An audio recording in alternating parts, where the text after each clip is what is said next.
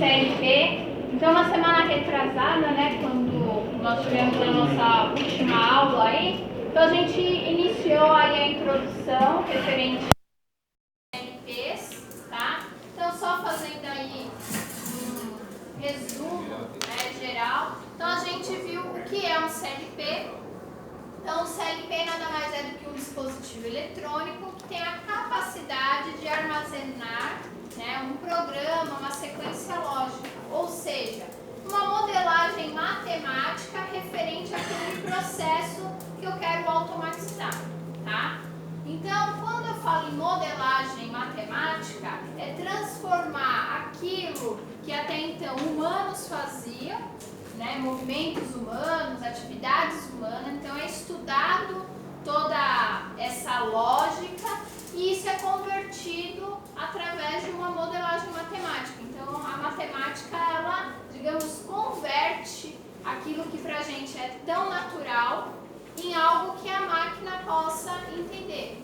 Então, para que isso aconteça, né, se faz uso dessa ciência que é a matemática, para fazer essa tradução do que para nós é natural, para que a máquina consiga entender. Então, eu vou fazer uso dessa modelagem matemática. E com isso, eu aplico lógica de programação. Então, eu vou realizar algum tipo de programação. Existem diversos tipos de linguagem de programação. Aí, isso vai ser de acordo com o dispositivo, com o controlador que você quer selecionar para realizar essa tarefa, tá? Então, eu vou realizar aí uma lógica, vou descrever aí uma lógica e através dessa lógica o processo ganha uma inteligência, tá? Então, o CLP é capaz de armazenar aí essa programação, essa lógica e fazer com que o processo seja executado.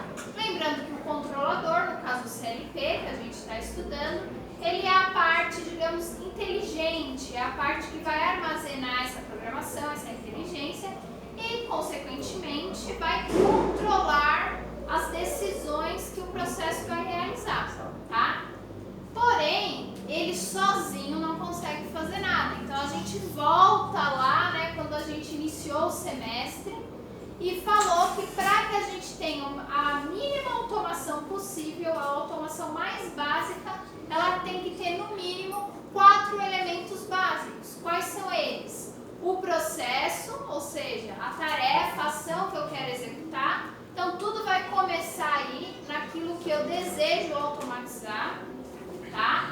Feito isso, estudado esse processo, entendido esse processo, então, eu vou selecionar as tecnologias para que isso aconteça. Então, eu vou ter sensores, vou ter um controlador e vou ter atuadores. Lembrando que os sensores, eles têm a finalidade aí de detectar grandezas físicas referente ao processo, tá? Então, temperatura, luz, umidade, enfim, aquilo que vai ser relevante para o processo. Então, ele vai detectar isso. O controlador vai analisar essas informações que os sensores passou para ele. Então, ele vai analisar e comparar com aquele programa. E assim, ele vai tomar uma decisão e passar essa decisão, né, enviar essa decisão em forma de comando para um atuador, onde esse atuador ele vai executar o meu processo, a minha função. Então, eu dei o exemplo até na aula passada que o nosso corpo, né, o corpo humano, é uma perfeita automação. Então, diariamente nós realizamos processos, ou seja, tarefas. Então, todos os dias a gente cumpre tarefas, ok? E essas tarefas exigem, né, que os nossos sensores, o nosso controlador e os nossos atuadores funcionem em sincronia, em perfeita sincronia. Então, eu dei o exemplo de atravessar a rua. Então, quando a gente foi aprender, né, a atravessar a rua, alguém nos programou para isso. Geralmente lá o pai, a mãe, enfim, né, nos ensinou como atravessar a rua. Ó, você for atravessar a rua, você tem que parar, você tem que olhar para os dois lados, escutar, ver se não está vindo carro de nenhum lado. Caso você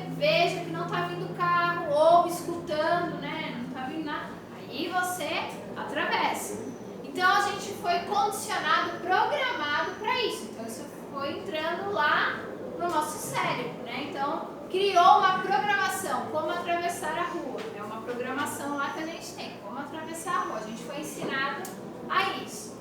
Beleza, então quando você vai atravessar a rua, então você vai lá, se posiciona, você olha para um lado, olha para o outro, né? Escuta, verifica. Então você está fazendo uso dos seus sensores, ou seja, dos nossos sentidos. Então a gente tem como sentidos, né, a visão, a audição, o olfato, né, e o tato aí, ok? Então, eu para atravessar a rua tô vendo e escutando, ok? Então, visto que não vem o carro, então eu mando esse comando para o cérebro, né? Os meus sensores, né, o meu ouvido, meus olhos mandam a informação para o cérebro. Ó, não estou vendo nada, não estou escutando nada. Então, o cérebro rapidamente compara aquela informação com aquele programa lá que a gente foi ensinado. Aí ele vai comparar. Os sensores, né, os olhos e os ouvidos não estão nem vendo nem escutando nada. Então, mediante essas informações e o que eu tenho aqui programado, o comando é pernas, podem ir. Então, dá o comando para os nossos atuadores, que são os nossos músculos, né? Então, é dado um pulso elétrico e a gente estimula o músculo, as articulações e a gente atua aí na tarefa de atravessar a rua. Então, esse é um exemplo simples, mas a gente faz isso, né, várias vezes no dia e muitas outras tarefas. Então, um sistema, né, automatizado faz a mesma coisa. Então, ele faz ali tarefas, porém, existe um ser humano que foi lá e desenhou tudo isso, idealizou tudo isso, né, calculou tudo isso, né, programou tudo isso. E a gente usa dos dispositivos eletrônicos para ter os sensores e os atuadores. Ou seja, a gente substituiu uma tarefa que antes era nossa para a máquina, mas a máquina ela não é um ser vivo. Então a gente usa de outros recursos para dar vida, né, para ela, ok? Então o CLP, ele é como se fosse o cérebro da nossa automação. Só existe CLP? Não, existem outros controladores. Porém, nessa disciplina a gente só vai estudar o CLP. Mas tem o Arduino, pode ter o BIC, pode ser portas lógicas, pode ser uma lógica de comandos com relés. Então eu posso também dar essa inteligência de uma outra forma, tá? Porém, tudo mediante alguma lógica. Vai ter que ter alguma decisão ali, um poder de decisão. Então eu vou usar a lógica para isso, ok? Então, existem várias formas de você permitir esse controle, permitir essa inteligência. Então, o CLP é um deles. Então, a gente falou um pouquinho, né, do CLP e qual foi o objetivo de se utilizar os CLPs aí nas automações. O que acontece? Até então, até antes do uso dos CLPs, se tinha uma automação mais simplória do que a gente conhece hoje. Então era uma automação mais rica, né, nos comandos elétricos, nas lógicas de relés, né? Porém, a indústria vai requerendo outras coisas, né? Vai tendo outras demandas. Então o que foi sendo observado aí? Que conforme, né, o mercado foi crescendo, o desenvolvimento econômico, enfim, o progresso técnico-científico, viu a necessidade de se alterar essa tecnologia, ter uma tecnologia mais viável. Por quê? O que estava acontecendo? Antigamente utilizava-se muito o comando elétrico, né, a lógica de relés. Então, as montadoras de automóvel, principalmente, que geralmente são as primeiras a se automatizar, então elas começaram a vivenciar algo muito, assim, como eu posso dizer, qual é a palavra? Angustiante, né? Elas começaram a sofrer aí com uma angústia de que toda vez que era necessário fazer algum tipo de intervenção na linha de produção, seja ou por uma manutenção corretiva, preventiva, ou até mesmo algum tipo de upgrade que deveria ser feito na linha, porque trocou um produto, né? Enfim. Então aquilo demandava muito tempo. E Então a linha de produção acabava ficando muito tempo parada. E quando eu falo muito tempo parada, não é tipo, uma horinha parada. Ficava às vezes dias, semanas parada. Isso lá atrás. Então eles começaram a ver que isso começava a refletir em prejuízo, né? E consequentemente no lucro. E a gente está no sistema capitalista, né? Querendo ou não, gostando ou não, nós estamos inseridos nesse sistema onde o lucro, né? O capital, o dinheiro é a prioridade, principalmente nas indústrias. Então aquilo começou a se refletir, tempo de máquina parada, tempo de linha de produção parada em prejuízo, em perda. Se eu estou tendo prejuízo, estou tendo essas perdas, eu vou ter menor lucro, menos dinheiro. Então, num sistema, né, capitalista, não se, digamos, admite perder dinheiro, né? Então, é aquela famosa frase, tempo é dinheiro, ok? Então, em vista disso, como melhorar isso? Então, eles usaram da tecnologia, vamos nos aliar à tecnologia para que nós sejamos favorecidos para não ter tantas perdas. Então, foi aí que até as indústrias automobilísticas começaram a investir em pesquisa e aí foi desenvolvido o CLP para trazer, digamos aí, essa solução, né, de não ter as linhas de produção tanto tempo parada, por qualquer que fosse aí a necessidade, tá? Então, a GM, né, a General Motors, foi a primeira empresa aí que inseriu nas suas linhas de produção, em meados aí quase, né, na década de 70, né, 1968, ela já inseriu nas suas linhas de produção o uso dos CLPs.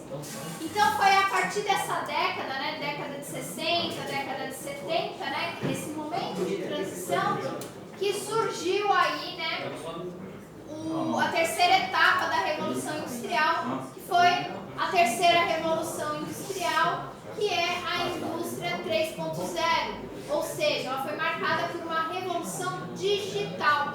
Por quê? Agora eu estou fazendo uso de controladores lógicos programáveis, estou fazendo uso, né, de uma tecnologia que até então não aparecia na automação, que era a questão da programação, da informática. E coincidentemente, na verdade não existem coincidências, né? Enfim, foi o mesmo período em que a área, né, de desenvolvimento de software, ou seja, a informática, ela estava ganhando, né, força. Então aliou-se isso também no mesmo momento em que a eletrônica também estava se desenvolvendo mais. Então foi, digamos, um momento propício para se unir essas tecnologias. Então foi aí investido dinheiro e estudos para desenvolver esse equipamento que hoje é tão utilizado aí na automação, que são os CLPs. Então qual é, digamos, a vantagem de se utilizar os CLPs e substituí-los em relação ao comando elétrico? Primeiro, você vai ganhar espaço. A gente hoje vai lá no laboratório, após o intervalo, a gente vai fazer a nossa primeira experiência com o CLP. Então vocês vão observar que é um equipamento pequenininho, então ele ocupa menos espaço, você vai fazer menos uso de cabos, você consequentemente vai ter menos propensão ao mau contato, você consequentemente vai substituir aquela montoeira de contatoras, temporizadores, né, botoeiras, e tudo isso vai estar armazenado no software virtualmente. Então, vocês vão ver a economia de espaço, vocês vão ter menos desgaste físico, porque você não vai eliminar, né? Não vou falar em totalidade, mas em grande parte o uso de contadores. A lógica não vai ser mais feita pelos contadores. A lógica vai estar armazenada ali no CLP. Então, não está ocupando espaço, eu não vou ter aquele espaço cheio de contadores, cabos. Então, você ganha espaço, você vai eliminar aí os desgastes, você vai eliminar também a questão, né, de quebras, né, porque os contadores, relé, botoeira são elementos eletromecânicos. Então, eles são mais susceptíveis a desgaste, a quebra. Eles também, né, falando em contatores, lógica de relés, ele tem um tempo de resposta mais lento. Por quê? Eu tenho elementos mecânicos envolvidos. E a mecânica tem a inércia. Então, isso, né, às vezes parece que não, mas se comparado a um sistema totalmente eletrônico, o sistema mecânico perde em tempo de resposta. Já o eletrônica não, porque eu estou trabalhando com os elétrons ali. Então, você ganha em tempo de resposta, você vai ter menos, vai ocupar menos espaço físico. Outra coisa, o CLP, ele é mais resistente às vibrações, aos ruídos de um ambiente industrial. Né? Então, ele consegue, ele tem toda essa blindagem para isso. Que os, geralmente, relés, contatoras, né, temporizadores, eles são mais expostos e eles são mais sensíveis. Eu até dei o exemplo, né, da aula passada, né, quando às vezes nas nossas casas essa interferência de ruídos ela acontece. Já deve ter acontecido com vocês quando era a televisão de tubo. Tava ali na sala assistindo televisão e tal, e a mãe da gente ou quem fosse lá na cozinha, ligasse uma batedeira, ligasse um liquidificador, enfim, que também é um dispositivo que tem bobina. Aí o que acontecia? Ocorria uma interferência, né? A televisão ficava ali, chuviscando, enfim. Então, um equipamento lá na cozinha estava interferindo um outro totalmente diferente, com uma função totalmente diferente lá na sala. Então, isso acontecia muito e ainda às vezes até acontece nas indústrias, que é a questão da compatibilidade eletromagnética. Então, o CLP ele já é projetado para tentar minimizar ao máximo isso. Não que você elimina, né? Porque nada é 100%, mas você consegue minimizar muito, principalmente com o uso de filtros, enfim. Então, a gente só veio a ganhar com o uso de CLPs. Ah, então a gente vai sair colocando CLP em tudo? Não. Por quê?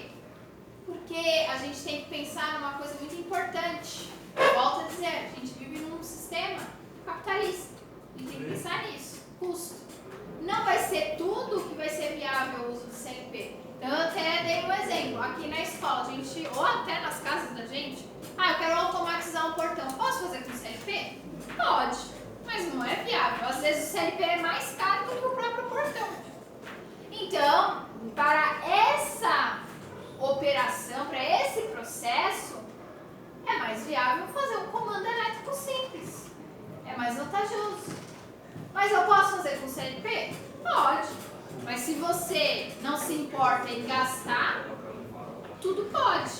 Mas a gente, na hora que vai ver projeto, implantar projeto, o custo geralmente é o primeiro item que é discutido, é avaliado. Né? Às vezes você quer fazer uma coisa super linda, maravilhosa e tal, mas muitas coisas durante a implantação você vai cortando, vai eliminando, repensando por questões de custo-benefício. Né? Por mais que seja bacana, mas às vezes não vale a pena. Então tudo vai depender, volto a dizer, da aplicação, do processo. Tá? Então, logicamente, conforme quanto mais complexa for a sua automação, vai ser cada vez mais viável o uso de CLP do que encher de computadora, certo? Mas, geralmente, para processos mais simples, ainda o comando elétrico nos atende bem. Tá? Então, tudo vai depender daquilo que eu vou trabalhar, do processo que eu vou realizar. Então, a gente falou isso e eu expliquei, né? A gente falou também a arquitetura básica de um CLP, como ele é constituído. Então, a gente viu que o CLP, basicamente, ele é constituído por 5 itens principais. Então, quais são eles? O primeiro deles é a fonte de alimentação, tá? Que é um circuito que converte energia alternada em energia contínua. Lembrando que o CLP é um dispositivo eletrônico, então é necessário o uso de tensão, corrente contínua. Então, eu preciso de um circuito, que no caso é a fonte, que realiza essa conversão. Então, ele vai ter internamente uma fonte de energia que realiza essa conversão, né, a fonte de alimentação. Eu tenho também as I/Os, ou seja, entradas e saídas. Então, o CLP é lindo e maravilhoso, mas para que ele consiga se conversar com o processo, com o sistema, eu preciso de entradas e saídas. É a mesma coisa, não adianta nada eu ter um cérebro lindo e maravilhoso e não poder fazer uso dos meus sentidos e dos meus atuadores, né? Não tem sentido só nascer um cérebro, né? Tem que ter os sensores e tem que ter os atuadores. É os sensores e os atuadores que permitem que o controlador, o cérebro, interaja com o meio. Se não houver isso, não vai adiantar nada, certo? Aí a gente viu também que tem as memórias, existem vários tipos de memórias, então as memórias vão auxiliar aí no processamento dos dados. Tem uma CPU também internamente, que vai ser responsável por fazer todo o processamento dos dados que está entrando e saindo no CLP. E por fim, um terminal de programação, que nada mais é do que um computador que vai se comunicar com o CLP via cabo, onde ali existe um software aplicativo do CLP em questão que você vai programar, e ali você executa a programação, compila o programa, ou seja, traduz aquele programa que você descreveu em linguagem de máquina, que é o mais próximo que o CLP entende, ok? Feito isso, aí o CLP está pronto para entrar no processo que você quer executar. Então, essa é a arquitetura básica. E a gente viu também, por último, que o princípio de funcionamento do CLP, ele é basicamente, né, algumas etapas. Então, ao ligar o CLP, né, então você inicia ali o CLP, então ele vai, primeira coisa que ele vai fazer, ele vai ler as entradas dele. Feita a leitura das entradas, ele pega, executa o programa. Executado o programa, ele atualiza a sua saída. Então, ele vai fazer esse processo continuamente, né? Que a gente chama de scan, tempo de varredura ou ciclo de execução. Então, ele vai ficar fazendo isso continuamente até que ele seja desligado. Enquanto ele estiver ligado, ele faz esse processo. Então, ele fica verificando se os sensores enviaram alguma informação para a entrada deles. Ele lê essas entradas, ele compara com o programa e depois, mediante essa comparação, ele vai atualizar a saída, e nessa atualização de saída pode ser que tenha um comando para que seja feita alguma coisa ou não, mediante aquilo que ele leu na entrada. Então ele vai ficar fazendo isso ciclicamente, certo? Então isso foi o ponto onde a gente parou na aula passada, ok? Aqui, pessoal, a gente vai falar da especificação, né, na hora que a gente vai especificar o CLP. Então, aqui são, digamos, 4 itens básicos que tem que se atentar na hora que você seleciona um CLP. Tem outros? Sim, tem outros. Mas esses são os principais. Quais são eles? A primeira coisa é a compatibilidade entre a instalação elétrica e os pontos de I/Os. Isso aqui vocês vão observar que foi o primeiro item que deve ser analisado, não foi analisado pelo Centro Paula Souza na hora de comprar os CLPs aqui da escola. A gente já, nesse primeiro item, o Centro Paula Souza pecou, por exemplo. Porque os nossos CLPs, eles vieram para a tensão de 220. E os nossos laboratórios não tem 220, tem 110. Então já tem uma incompatibilidade aí na instalação elétrica, né? Então parece bobo, mas é a primeira coisa que a gente tem que se atentar, tá? Principalmente no ambiente industrial, que são vários níveis de tensões dependendo da empresa. Outra coisa, né, que o pessoal se atenta é se existem chaves de proteção de software. O que acontece? Muitas vezes, quando você programa o CLP, você não vai deixar aberto aquele software para qualquer um ir lá e, digamos, fazer o upload do seu programa e sair usando em outras automações. Porque o software, né, a criação de um software, ele é uma obra, né, ele é um trabalho muito árduo e é algo, digamos, de autoria mesmo, né, você criar um software. Então, na verdade, quando cada CLP que você usar para aquele processo vai ter um programa. Aí o que acontece? A existência da proteção de software, né? Então, usa-se muito isso, porque é uma forma de você proteger o trabalho que você fez. Então é a mesma coisa, né? Vocês vão fazer um TCC, vocês vão escrever uma monografia, criar uma monografia, vocês vão ter todo um trabalho de criação ali. De certa forma, vocês vão proteger aquilo de alguma forma. Vocês não vão sair, né, aí distribuindo, xerocando o trabalho de vocês. Aquilo deu trabalho. Vocês sabem o quanto foi árduo, né, os obstáculos, enfim. E o software é a mesma coisa, né? Foi tudo muito pensado, muita lógica envolvida, né? Um programa de uma linha de produção não se cria do dia para a noite. São às vezes meses ou até anos, dependendo, né, para a criação de um software, né? Igual, tem um professor, porque ele está afastado, né? Que é o professor, não sei se vocês já ouviram falar no Jonatas. O Marcelo, acho que teve aula no Jonatas, né? O Jonatas trabalha com essa parte de sistemas embarcados para carro, né? De programação.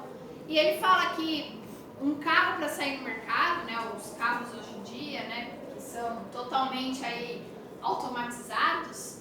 Um carro para ser lançado no mercado, então toda essa parte de programação, enfim, né? Ele demora de 2 a 3 anos para ser lançado.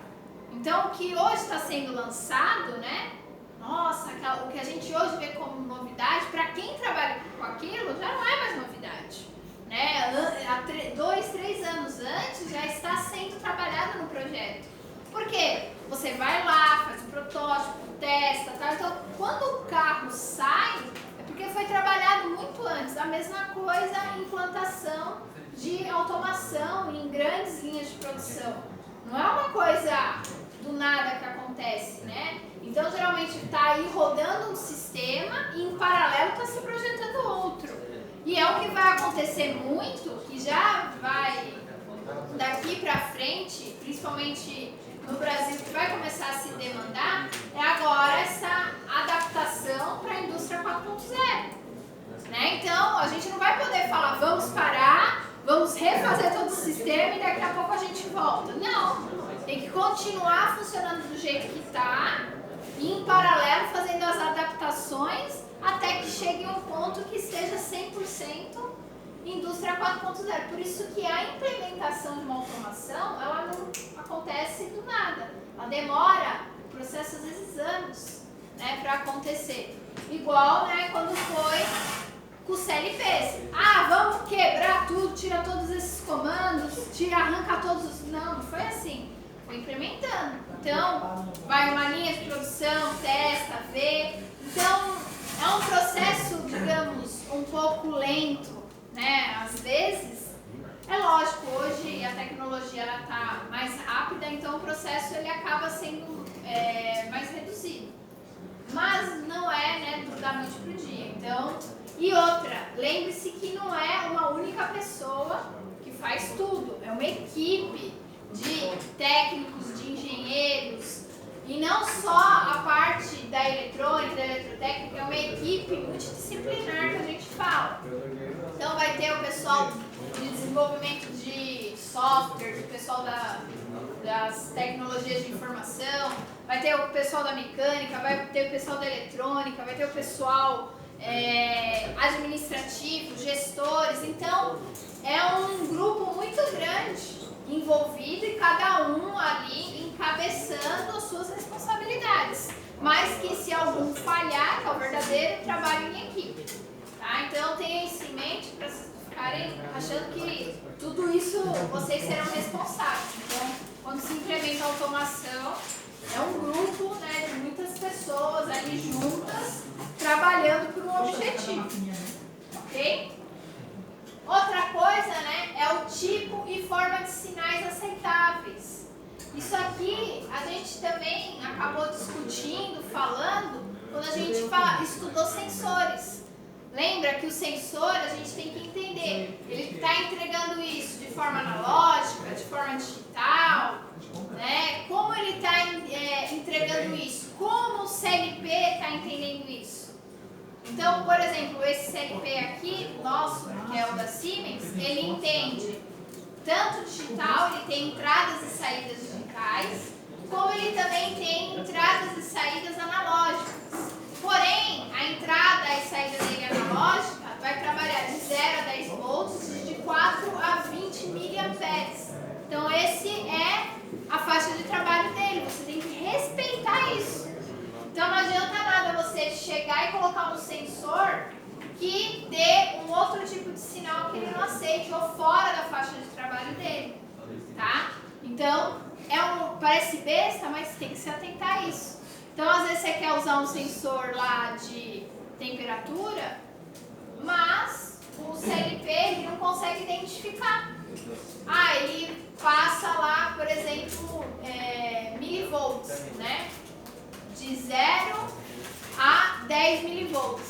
Mas aí está trabalhando com 1 milivolt, é menos do que 0. Ele não vai entender o CLP, ele não vai entender. Aí você vai ter que fazer uso, se você quiser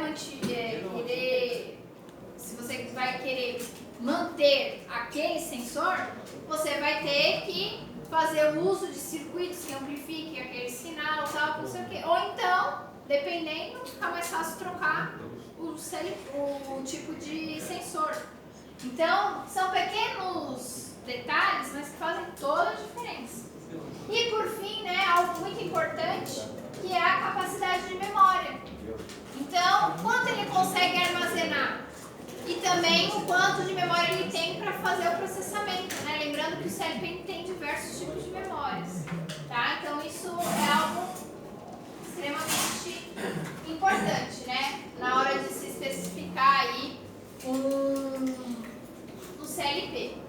E agora, pessoal, até aqui alguma dúvida, perguntas? Tranquilo? E agora a gente vai entrar na parte de introdução às linguagens de programação, tá? Então, o que acontece? No mercado hoje, nós temos diversos fabricantes aí de CLP, inúmeros, tá? Então, a gente tem desde indústrias e empresas nacionais, como internacionais, né? Então, pelo evento aí que vivemos hoje da